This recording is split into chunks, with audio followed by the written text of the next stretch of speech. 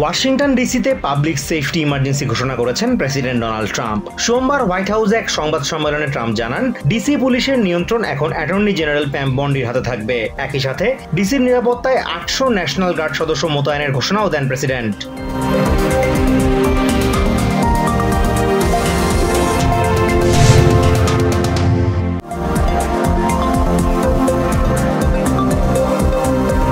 দেশের বর্তমান রাজনৈতিক কাঠামোকে ভঙ্গুর দাবি করে স্বতন্ত্র সেনেটর বার্নি স্যান্ডার্স বলেছেন, এখন অর্থের বিনিময়ে রাজনীতিতে প্রভাব খাটানোর সুযোগ পাচ্ছে ধনীরা।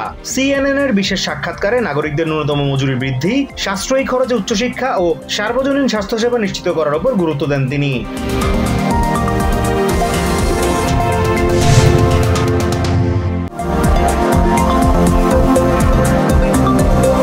টেক্সাসে প্রেসিডেন্ট ট্রাম্পের আসন পুনর্বিন্যাসের পরিকল্পনা রুখে দিতে অঙ্গীকার করেছেন কয়েকজন ডেমোক্রেটিক নেতা।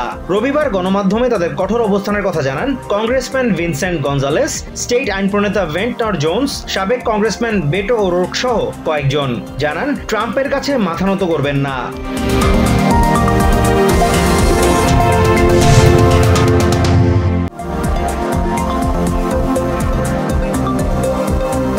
তিন দিনের সরকারি সফরে মালয়েশিয়া গেলেন প্রধান উপদেষ্টা ডক্টর মোহাম্মদ ইউনূস। সোমবার দুপুরে বিমান বাংলাদেশ এয়ারলাইন্সের একটি ফ্লাইটে ঢাকা ত্যাগ করেন তিনি। দ্বিপাক্ষিক সফরে 5টি সমঝোতা স্মারক সই ও 3টি নোট বিনিময় হবে।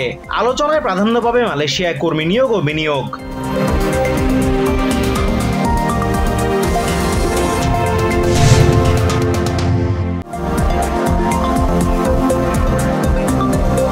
আগামী ত্রয়োদশ জাতীয় সংসদ নির্বাচনে ইলেকট্রনিক ভোটিং মেশিন EVM ব্যবহার হবে না বলে জানিয়েছে নির্বাচন কমিশন। সেই সাথে না ভোটের বিধান ফিরিয়ে আনা হয়েছে। সোমবার ইসি কার্যালয়ে এক সভা শেষে এই তথ্য জানিয়েছেন নির্বাচন কমিশনার আবুল ফজল মোহাম্মদ সানাউল্লাহ।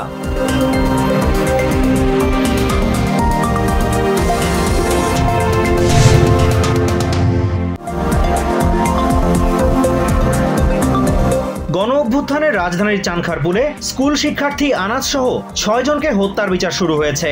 ডিএমপির সাবেক কমিশনার হাবিবুর রহমান সহ বরখাস্ত 8 পুলিশ কর্মকর্তা এই মামলার আসামি। সোমবার ট্রাইব্যুনালে সাক্ষ্য দিয়ে ন্যায় বিচার প্রার্থনা করেন শহীদ আনাসের বাবা।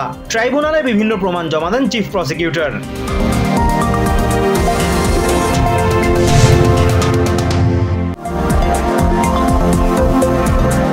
প্যালেস্টাইনকে রাষ্ট্র হিসেবে স্বীকৃতি দেওয়ার ঘোষণা দিল অস্ট্রেলিয়া। সোমবার দেশটির প্রধানমন্ত্রী অ্যান্থনি অ্যালবানিজ জানান, সেপ্টেম্বরে তাদের এই সিদ্ধান্ত আনুষ্ঠানিকভাবে জাতিসংঘের সাধারণ পরিষদে উপস্থাপন করা হবে। গাজার বর্তমান মানবিক বিপর্যয়কর পরিস্থিতিতে ইসরায়েলের সামরিক অভিযান ও ত্রাণ সহায়তা বাধাগ্রস্ত করার সমালোচনা করেন অ্যালবানিজ।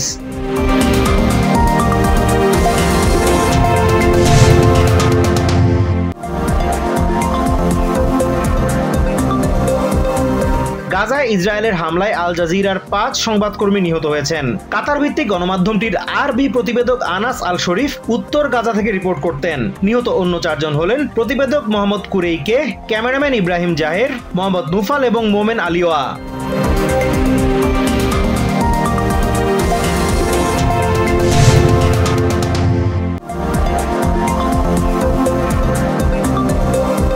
ভারতে বিরোধী কংগ্রেস নেতা রাহুল গান্ধী ও প্রিয়াঙ্কা গান্ধীকে আটক করেছে পুলিশ।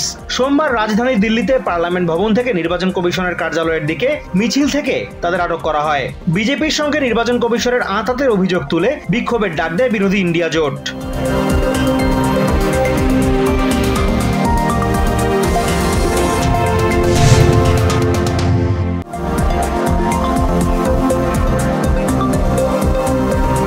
আইসিসি ওয়ানডে র্যাঙ্কিংয়ে আবারও অবনমন বাংলাদেশের। র্যাঙ্কিংয়ের 20 দলের মধ্যে নবম থেকে দশম স্থানে নেমে গেছে তারা। 1.5 যুগ ধরে র্যাঙ্কিংয়ের শীর্ষ 10-এর ঘরে ছিল বাংলাদেশ। মাঝে একবার অবনমনের পর গত মাসে শ্রীলঙ্কার বিপক্ষে জেতার পর নবম অবস্থানে উঠে টাইগাররা।